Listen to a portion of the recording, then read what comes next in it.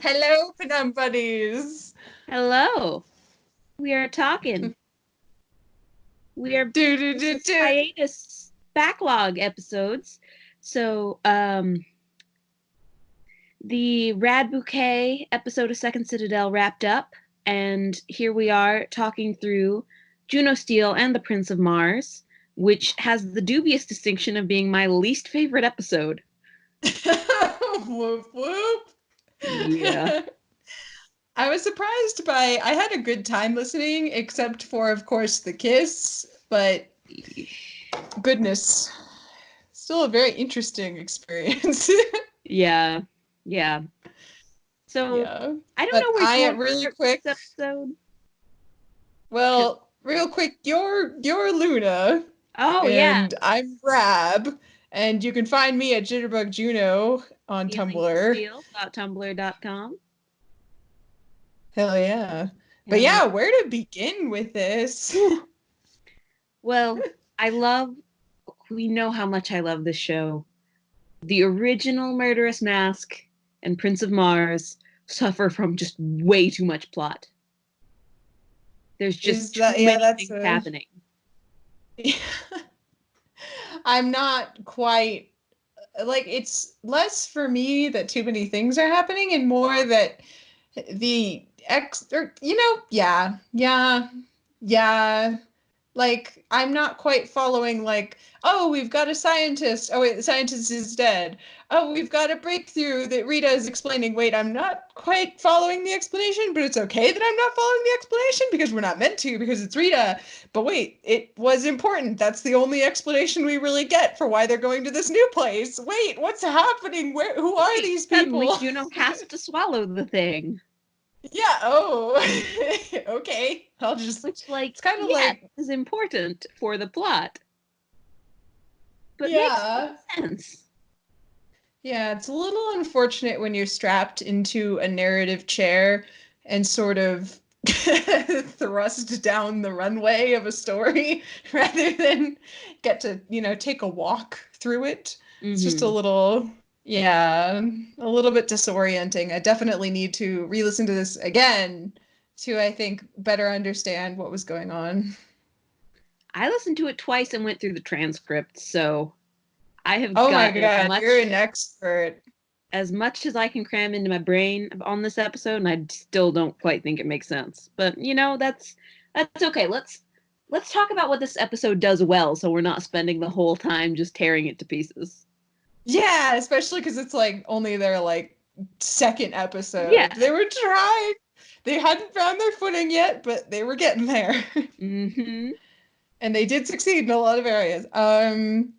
I loved I feel like this continued to set up a lot of things. These guys I feel like are great at foreshadowing, just giving little tiny bits of Yeah. info at once. Like all these little callbacks to Juno's life and childhood that are maybe going to pay off later, all that good stuff. Mm-hmm. Yeah, references to the war, I think even Yeah. outer rim stuff. But Yeah. this episode actually has one of my favorite Juno and Rita dynamics, even though this is the Juno I hate the most. I think that Juno and Rita have some really good moments in this. You know what? They really do. It's also hard for me because you're right. Juno is especially mean in this episode because they aren't that open with each other yet. What was your favorite bonding moment? Oh, they just kept they placed bets on where the information would be.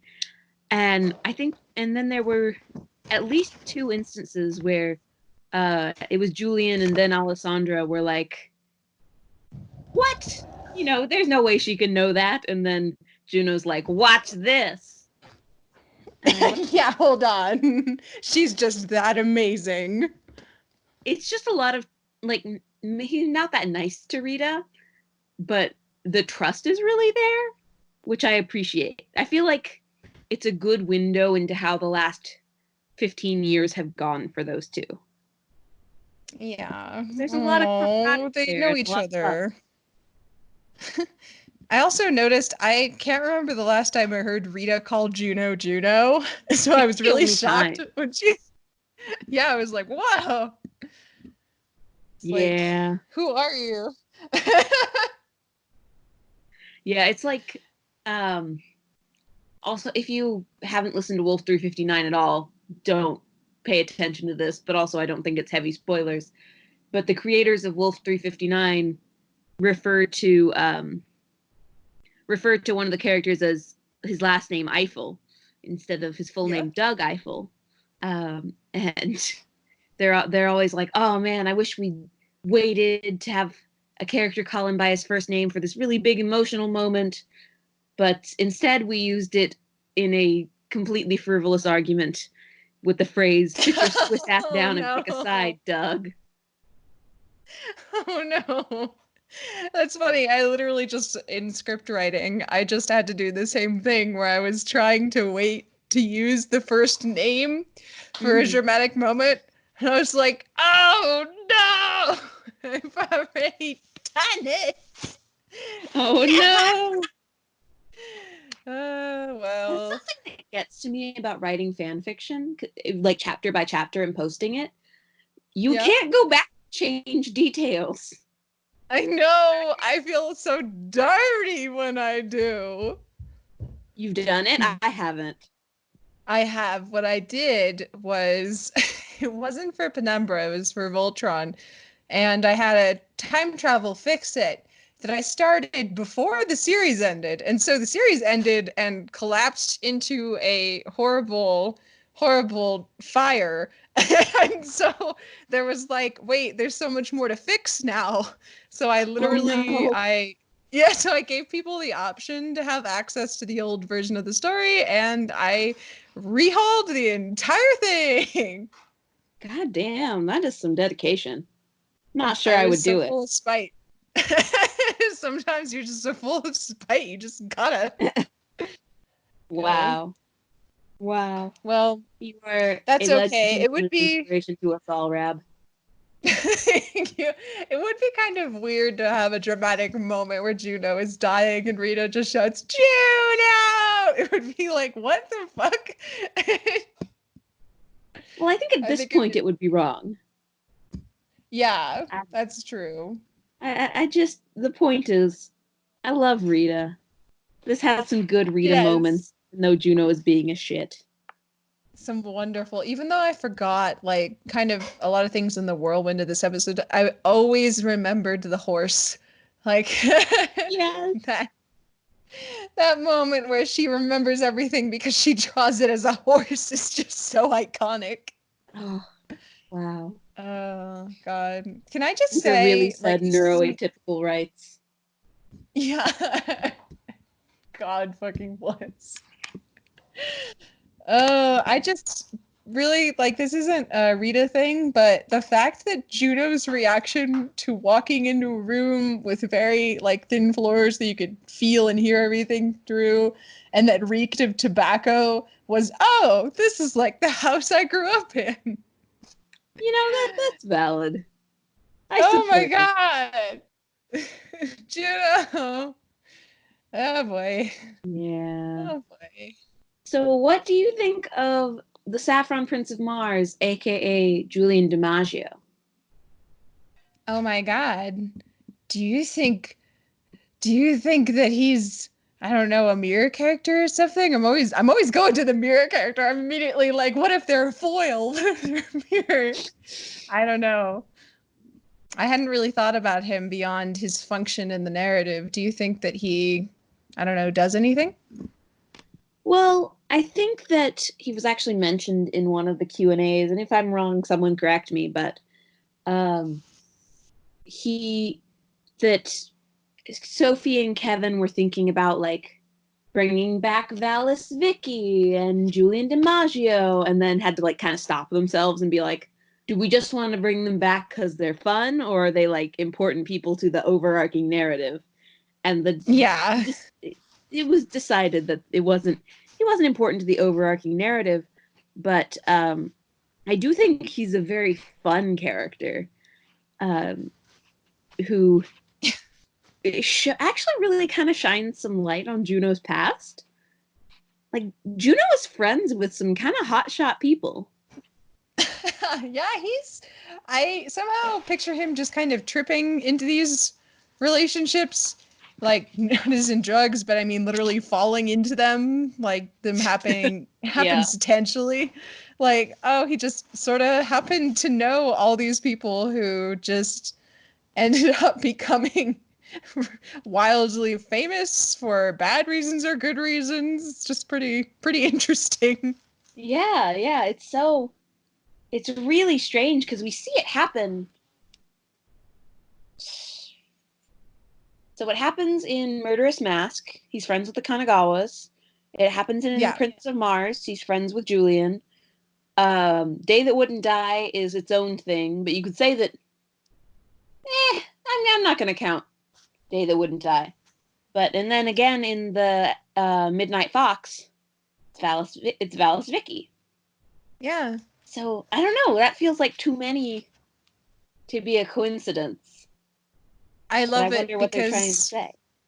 yeah, I love it because it's like we've been living in Juno's head, and I think he's so thoroughly convinced that he can't have any friends and he doesn't have any real connections that it's always a surprise that he does have people in his life who are just like, yeah, we've known you a long time, like Khan. It's just like always, I love that. Yeah. Yeah, and I mean we get early Juno who can't let himself have nice things or, talk No, nicely to people. no, he always has to push people away, to save them from himself and also to save him from rejection. It's just kind of the way that life is. I feel Oh, so bad for baby. Alessandra in this episode. Just Yeah, like she so really many is. levels. Yeah, she's having to deal with a lot of shit, isn't she? Hmm. Yeah. Because first of all, and Kevin and Sophie have acknowledged this, the forced kiss at the end of part one is Oof. it's supposed to serve the narrative function of establishing Juno as bi, and two, it's supposed to be like a move that Peter used on him. Yes. Yeah, what But are your thoughts on that? well, in the Q&A, Kevin and Sophie have said, "We're so sorry. We wish we hadn't done that." Oh, I love them. Yeah. Yeah, I mean, it makes sense. I nearly stopped listening then. Um, Yeah. yeah, I mean, it's a shitty thing.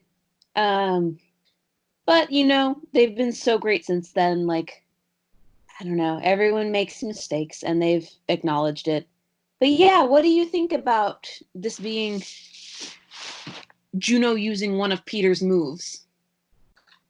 That was what I God, the fact that Juno seems to, when bad things happen to him, maybe this isn't as much of a pattern as I'm making it out to be. You'll have to let me know. But it seems to me that bad things happen to him and then he immediately turns around and does it to somebody else. Like the with Well, yeah, with like Peter grabbing him and kissing him to distract him, and he's like, well, the very next episode, I will do that exact same thing. And like disappearing on Nereev pulls the same trick. It kind of makes me wonder whether like who left who in terms of when Juno was about to get married, because this reads to me, if he does have this habit of like immediately I mean, you get hurt and like normally you would be like, okay, my rule is to not do the thing that landed me in that position. But Juno is like, okay, I got hurt, so I'm going to learn from what the person did to me so that I can do it instead of being the victim of it next time. And so yeah. like yeah, so now I'm reassessing his other behavior and sort of being like, I wonder if this is learned, if this kind of terrible behavior is stuff that was done to him and that he decided he would do first so that he wouldn't be the sucker. Well, I think the instinct to do what was done to you is very common, like abused child stuff. Yeah. Yeah. Yeah. Yes. Doing something before it can be done to you. And I think that there is a very strong narrative case to be made that Juno was left at the altar. Yeah. Yeah, I think you've made that case. Like, that's very. I feel like that's pretty clear. Um, Ouch. But then what's yeah. up with that line? Or never mind. What do you have No, no, any no. I like want to the talk about that line too. So go ahead.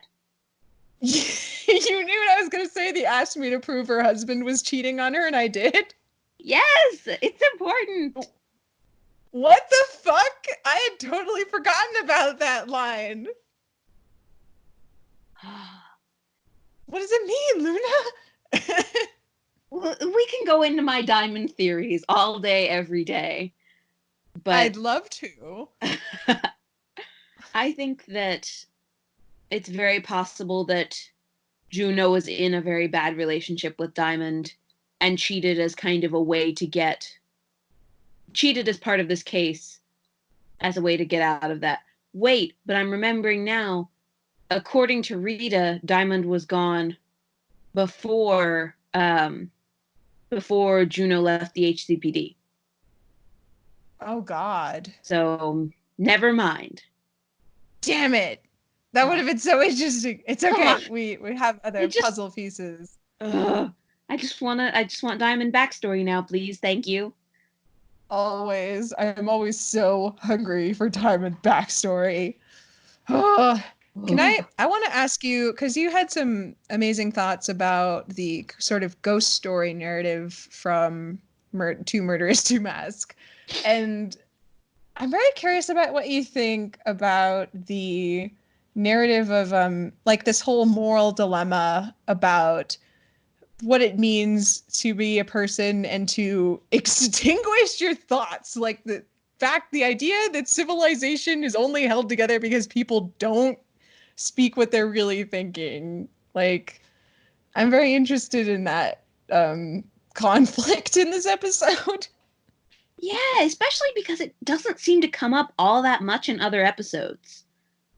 And like, correct me if I'm Yeah. wrong, but I don't see it being one of the central themes of the season.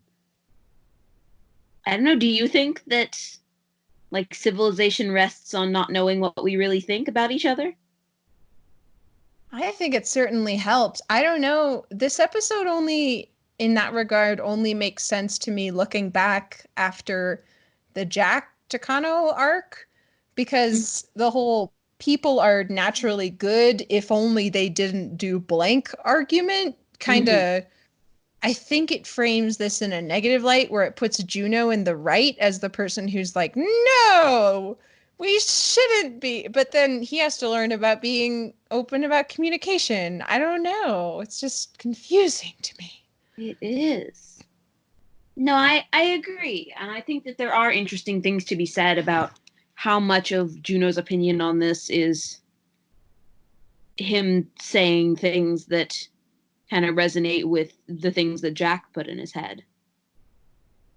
I don't know. I'm Oof. I'm very sorry, listeners. I know we don't have like intensely succinct things to say about this, but I think it's interesting that Juno is said to be right in the narrative. That Yeah. Alessandra asks at the end, "Did you hear my thoughts?" Like, oh God, I hope you didn't. And then, and Juno kind of gets that moment of, well, if you wouldn't want your thoughts heard, I think it was what happened to your utopia. Yeah. God, I hadn't thought about that at all. I hadn't thought about DiMaggio and I hadn't thought about that ending. You're right. They just flat out, they don't even leave it as a question. They're like, nope, Alessandra was wrong. When the actual push came to shove, she didn't want her mind being read. So, Well, I think it is in some ways a show that is really concerned with privacy yeah. and the idea that privacy is a fundamental right.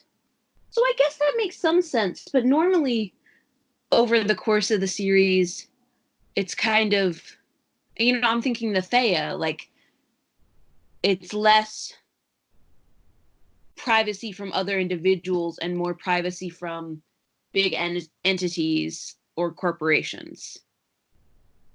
Yeah. Yeah, I think there's that balance that the show has where I don't know, I've been thinking a lot about for fic purposes, I've been thinking a lot about how Juno and Nureyev shared a lot of or Nureyev, it seemed like a very one-sided thing where he was just giving so much of his thoughts. Mm-hmm. But at the end of the day, he chose to show Juno that memory Yes. of Mag. And so that wasn't the big reveal of that supposedly gave us an understanding of who Peter is at his core was given to Juno. It wasn't something that he snooped on or so yeah, it could be a give and take where sometimes you do get to like be vulnerable and open up and sometimes maybe civilization will fall apart if you do. Yeah, so I think I don't know. I'm it just might thinking be. out of my ass right now. I don't know. No, that's fair. I think that it might be. I think the best reading of this, at least for right now, might be that this is kind of the beginnings of the idea that sharing someone's inner life, sharing your inner life with someone should be a choice, and that you own your own story and your own narrative and your own thoughts. Fuck yeah. That Heck sounds yeah. really in line with Penumbra. It is. That makes Cool. a lot of sense. I think you cracked it. I think we cracked the code. Code. Oh. But Uh, is it? I don't know. I like. Wait. Okay. I'm sorry. I gotta come in on one more swoop with this. Do it. Swoop. The idea, is it good or bad to be known? Oh Uh, yeah. Oh boy. That because is so much of it is instrumental. about Juno letting himself be known, and I think that we're, God willing, we will see more Juno coming up, getting used to the mortifying ordeal of being known. Yeah. You know what's also really wild is that we've spent this latest season in the heads. Like, talk about being in somebody else's thoughts of all the other cast members slowly but Mm-hmm. surely. So, what better way? Yeah, but no, I totally agree that Juno's big part of his journey is opening up and just, oh, that's so interesting. My brain did a where I was like, huh, Yeah. you got Peter, where obviously his whole thing is about being known because I don't even think he knows himself. He's been Peter Nureyev for like 3 weeks in like 20 years. Like, but then Yeah. also Juno needs to have a similar journey. I love that. Oh no, they're meeting in the middle. How sweet. Yeah, that's so good. Oh, I'm Oh, proud. Can we talk I'm about how proud. bad I feel for Alessandra, though? Oh my God, I feel so bad for her too. Oh my God, not only does she not get paid, but she gets kissed without consent, and then she And gets then broken this up with. twink, this fucking twink, The doesn't shadow even twink. want to be with her, even though she's objectively the hottest. Yeah, like finally snagged this like really God, Juno is Rocket like twink. all on board. And then he doesn't even see Peter. He smells him and he's like, wait, hold on. I'm married. I forgot. Yeah. To this phantom night. Juno's Wow. such a brat. Juno was such a He brat in this is. episode. He was such a brat, just an insufferable brat. But I really Oh do my think God. Alessandra's a little into it. Yeah. Yeah, I think she's having a good time. Yeah. Their dialogue was just wild. Like the snapping back and forth was like, whoa, it was like ping ponging off each other in a really intense way. I was like, Yeah. yeah. Wow. First time Juno's called a lady. Yes! I was so glad to finally hear that line, and I laughed just as hard as when you first Love told Our me about Lady. it. Oh Ah, god. a sweetheart. Yeah. Also, I only like I was able to keep listening. I only like flinched like hearing the kiss scene, and then after that I was like, okay, I'm good. ugh, ugh. Yeah. Yeah, Yeah, that was the mood. It was like, uh, it's okay, it's good. short, I guess. But I Yeah, still it's just it's good. really, I hate the dynamic of like, and she liked it, Yeah. you know? I'm really, really glad they acknowledged that because it is such an unfortunate trope. Yeah, it's Yeah. bad. It's a bad one. Yep, it's by a one. It's a bad one. Alas. I think just overall, this is the Juno. This is the version of Juno I like the least. It's up there with Kitty Cat Yeah. Caper. Oh yeah. Oh fuck. That was hard. That Yeah, was hard. Slamming into Kitty Cat. That was a weird way to phrase it. it I'm gonna was. I haven't re-listened to that in a long time, but I just remember coming off of the final resting place and just being so so sad It was and so sad when it hurt. came out too, man. Yeah, because it was just nobody's happy Yep. except for maybe Rita a little bit. Well, I'm glad that later in that season we got Juno's apology for breaking her monitor. Thank goodness. I didn't even remember that Oh my god, that is so important. Yeah, during the flashbacks in Soul of the People. Yeah. Yeah, Oh yeah, I remember. he apologizes for breaking her monitor. That is so important. Because Oh, with his talk about cycles, with his mom, she just breaks something and gives him something. But I think he was making an effort to really, instead of being like patching over it, being like, I did a bad thing. I will yeah. not do the thing again. I am sorry. That was wrong. Go him. Break the cycle. Hell yes. I think Juno is well on his way. Um, the other thing I wanted to talk about is this What? episode sets up some weird stuff in terms of, oh God, I'm gonna say it, Hyperion's drug What? policies. Isn't it fucking wild? Because, like, you can just get cocaine at pharmacies, apparently.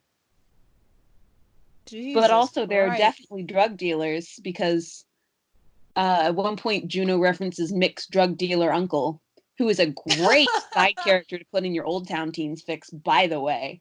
Big fan. Amen. God, so some things are still illegal just because we're in like capitalism hellscape, but really dangerous stuff is, well, hey, you know what? That's how we are right now, is really dangerous stuff is legal.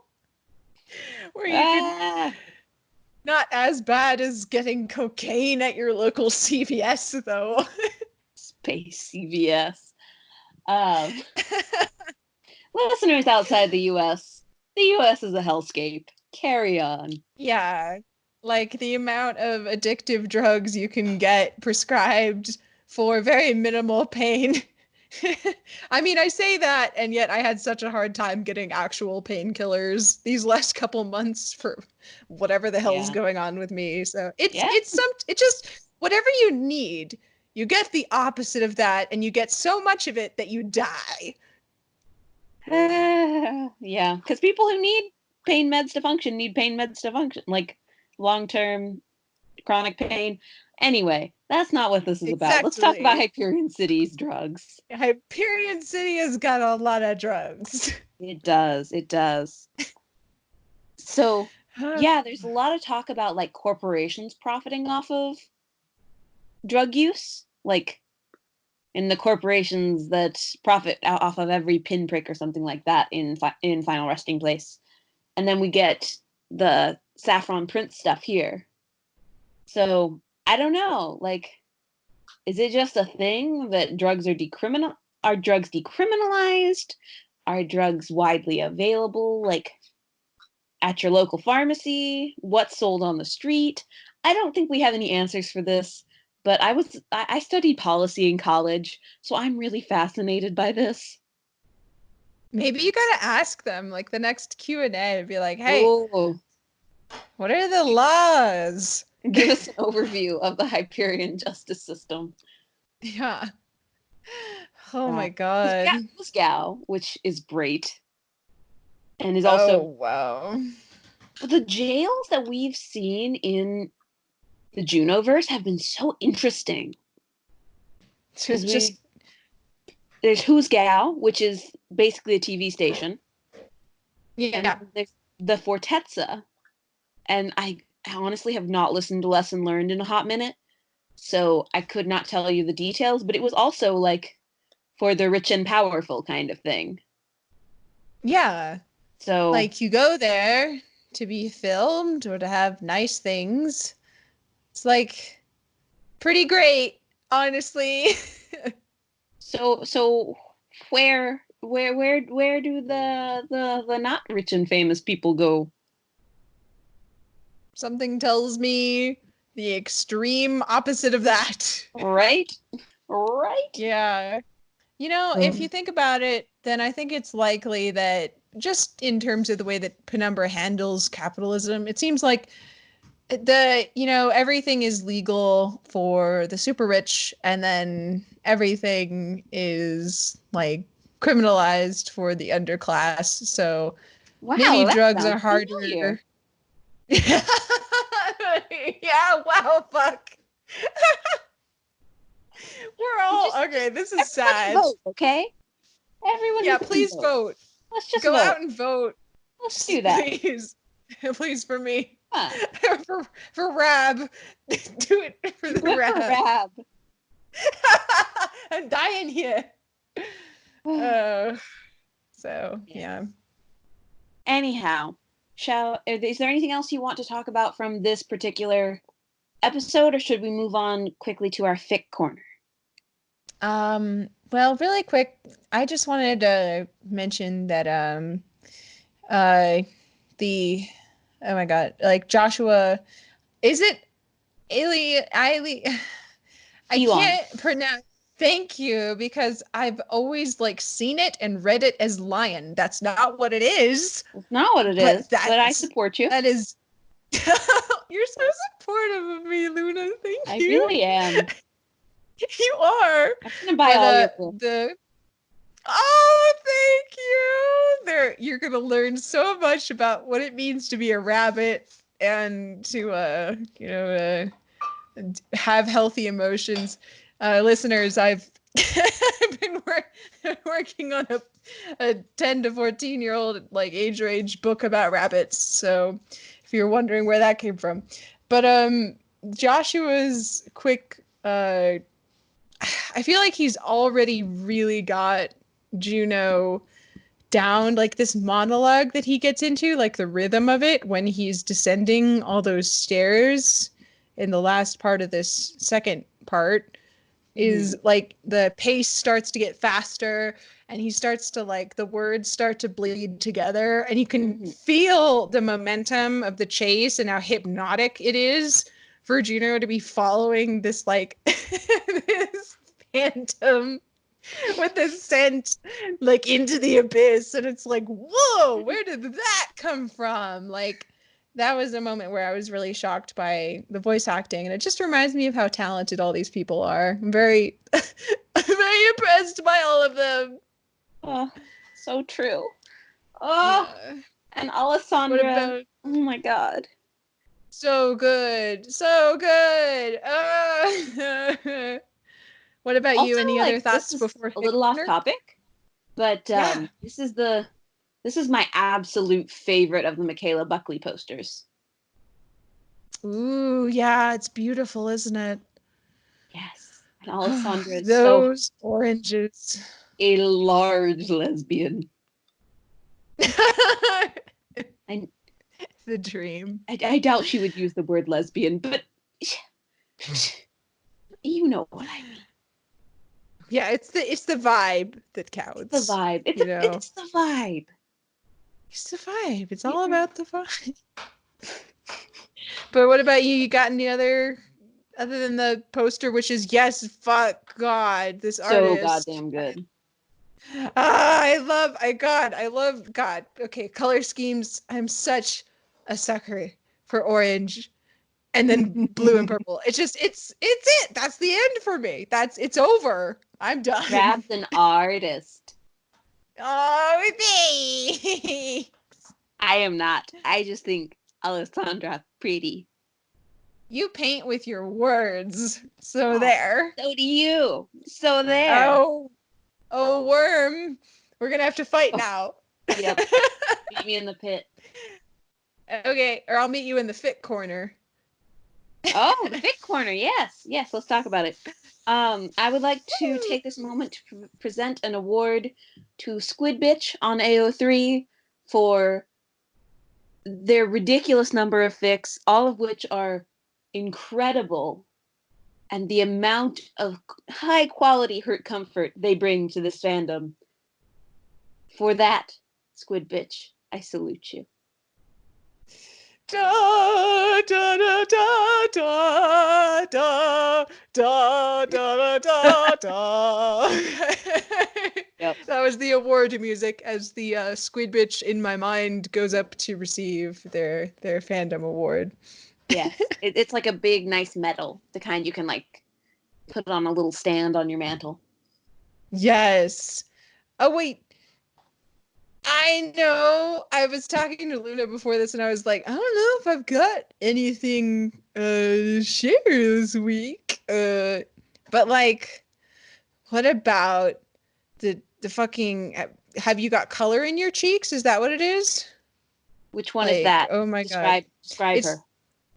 Juno be dead. Juno be way dead. But he's a ghost, and he's still able to communicate with Rita and Mick, who are the most chaotic people to possibly be able to communicate with when you're trying to get. But it's a mystery, and it's incredibly written, and it blows my mind. It just talk about season one. It is such an extension of this era Juno that it feels like reading a transcript from the show. So I probably Damn, got I the don't think name I read wrong. it. It's amazing. I got the name wrong, I'm sure, but I will link it below for anyone who's interested. Whoa. You know what I'm gonna wreck? You know what's gonna happen? Oh no, what are you gonna wreck? You're gonna Rab, wreck it. also known as Folo, Who are you? finished Peter Oh, Nereyev in the Heart of Venus, which has time loops, really goddamn good ones. So would recommend everyone take the time to talk about that because it's great. Oh, thank you. I think I just like I think I was like a little balloon and Yeah, like all the helium just like out of me. good. Thank you so much. Of course. Oh. I also loved Dear Ben by Swan Song. I thought Which I it was still need to lovely. read. It has Juno writing notes to Ben throughout his life. And it's real sad, but also I love it. Oof. Go read That it. sounds like good sad. It is good sad. Sometimes you need some good sad. High Yeah. quality sad out there. I am a cultivator of sad. I write lots of sad. And it's And it's sometimes a great sad. Some delicious sadness. mm-hmm. Mm. I'm such a Finally I some sound good like such a fucking food. monster. Yeah. uh, but yeah, that's kind of it for my fic recs. Do you get any other Yeah. ones? No, I think we're good. All right. So Next in time I will have prepared more and I will have more. So there. Yep. Well, next time next time we record, we will have a new Juno episode. God, my fingers are crossed that it's Vespa. Please, Oh my god. please. It's good. Yes. How can How they could it make it? not be? I know that they're fond of subversions, and I think they do them very effectively, and I won't be mad if it's not Vespa, because Just I disappointed. understand. I will be disappointed, but I think that it would be strange to have, like, the knife episode not be about Vespa. I love Vespa to distraction. Oh my god.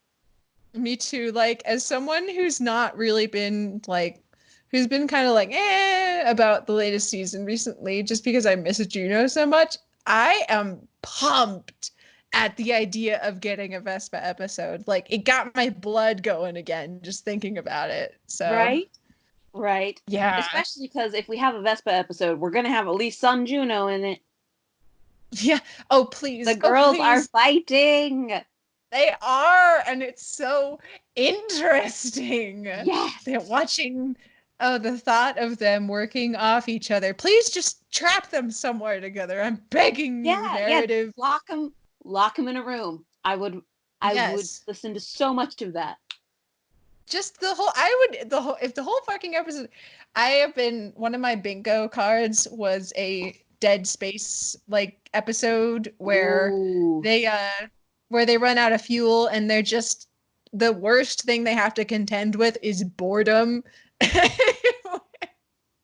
But I don't think that's gonna happen. I If don't it think did, though, I so, would but love to God, see I want it to. Juno and Vespa just slowly going crazy from the lack of space they can escape from each other to. Oh well, such is life. Yeah. I can just have to write it or some shit. Hell yes. Do you got Goodbye, any other Penumbuddies. Until next time. thoughts? Until next time. Bye.